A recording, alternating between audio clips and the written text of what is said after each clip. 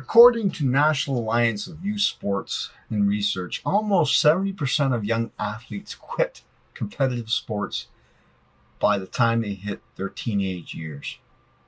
Coach Nye here, Mind Over Sport. Thanks for taking a minute with me today. Something I wanted to talk about was, and it's been on my mind lately, but even more so now reading that article about young athletes from in competitive sports quitting. And why is that? And I'm going to go over that in a few minutes here. But obviously the reasons range from overall cost for the athlete, the desire to try new things. Parents and coaches can't overlook all the facts there as teams become more and more competitive. Success or failure can or could make or break each kid. See, not every 10-year-old player out there is going to make the NHL, and hate to tell you, most of them won't. That's a given. It's also where parents and coaches at this age or that age can make the biggest impact in the child's life. You know, they get told that they're not good enough, and players that aren't get phased out over as time goes on. Coaches and parents often tell players, though, you're talented. The problem is that when the player has a bad game, it's easy for him or her to feel like they are no longer talented. As a result, self-confidence can erode very, very quickly.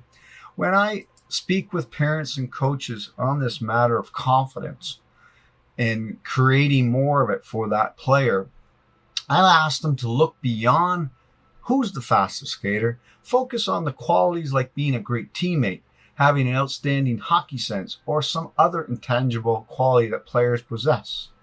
This helps build self-confidence, and the players who possess it will likely persevere through the challenges and any roadblocks that they face. Now, however, this doesn't mean showering young players with tons of praise and everything they do. So many parents and coaches think they can hand kids self-esteem by telling them they're talented or by giving them trophies. That doesn't do it. Teaching them how to learn and grow and thrive in the face of obstacles, that's what gives kids self-esteem.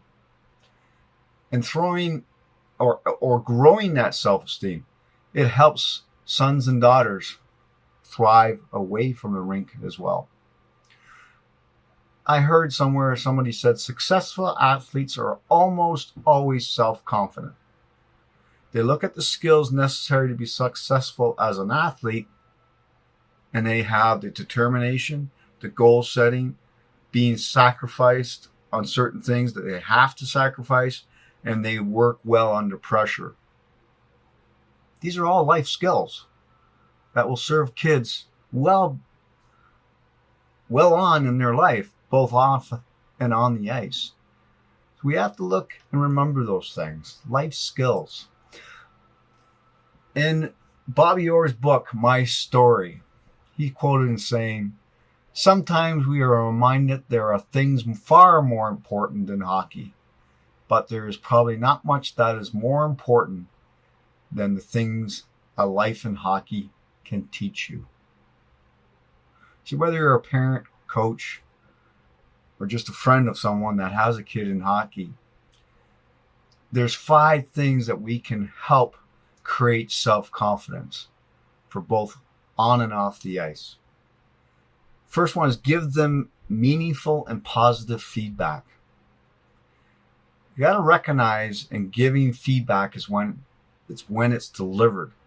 We could be taken as criticism sometimes, or constructive criticism if delivered at the wrong time, but can be just as easily taken positively when shared in a different moment. So you got to recognize this. Focus on the process and the mastery of the result. Good job. Be more specific. Great job using your body to protect the puck. All the way you say it. Make sure your criticism is constructive. Too often, criticism is delivered with no positive value. Frustrated coaches, and I've been there, Simply point out all the things players do wrong instead of explaining the adjustments they need to make to do it right. Here's a couple of examples. If you lengthen your stride, you'll increase your speed. If you get lower, you'll be sturdier on your skates and harder to knock off the puck. Constructive criticism and the reasons why. Third one is let them feel empowered to make decisions. This can be hard for coaches and parents. This is a great goal to have, though. If a parent or coach is truly able to follow through on this, he or she must realize and accept that mistakes will be made. In the long run, this approach will increase a player's self-confidence, as well as send a clear message that you trust the player. If the wrong decision is made, make sure to ask open-ended questions like, what did you see there? What would you do differently next time? As opposed to telling the player that she or he did something wrong. That way you're still instilling confidence, not doubt. Fourth is be a good role model. We have to teach our children to honor the game through respecting rules, opponents, officials, teammates, themselves. If you want your players to behave this way, you must show them how. It starts from the top, the coach, from the parent, the top.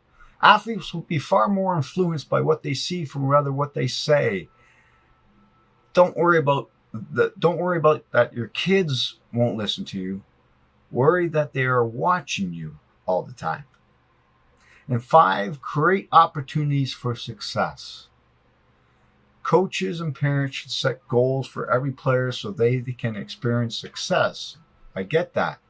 This can be accomplished by using tools such as stretch goals or just right challenges or process goals, which motivate athletes to go a little bit beyond where they are presently are. In addition, define success not just by how players play, but how they contribute to the overall team. Are you a leader? Do you make those around you better than yourself? Are you constantly seeking to learn? Do you always give maximum effort? This is what defines a true competitor. If parents and coaches embrace these characteristics, then their definition of success will be likely shared by their players as well. I hope these 5 tips on helping players develop some more confidence can help you out. Again, please join me at mindoversport.com. www.mindoversport.ca is our website. And if you have any questions for the coach, reach me at coachnye at mindoversport.com. Appreciate that you like the video. Share it with others. And until next time, be determined out there and be the change that you want to be. Thanks for joining me. Talk to you soon.